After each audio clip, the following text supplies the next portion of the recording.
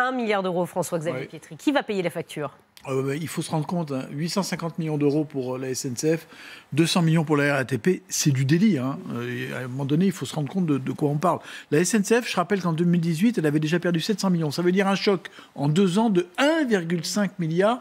La SNCF serait une entreprise privée, elle serait à genoux aujourd'hui. Voilà. Alors, qui va payer ? Pas la CGT, je vous rassure.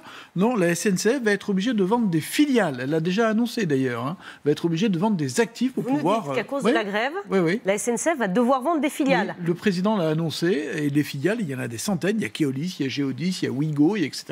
Et en général, quand on vend, qu'est-ce qu'on vend ? On vend ce qui est rentable, ce qui marche bien. On ne va pas vendre le fret, personne n'en veut. Donc quand on vend ce qui est rentable, eh bien on appauvrit l'entreprise d'une certaine façon. Au bout du compte, qui paye, qui finance, c'est l'État bien sûr. Je rappelle que l'État a repris 35 milliards d'euros de dette de la SNCF. Est-ce qu'il va falloir recommencer ? On commence un peu à marcher sur la tête. Voilà, 1 milliard d'euros, le coût donc, des grèves à la RATP et à la SNCF. Et le taux du livre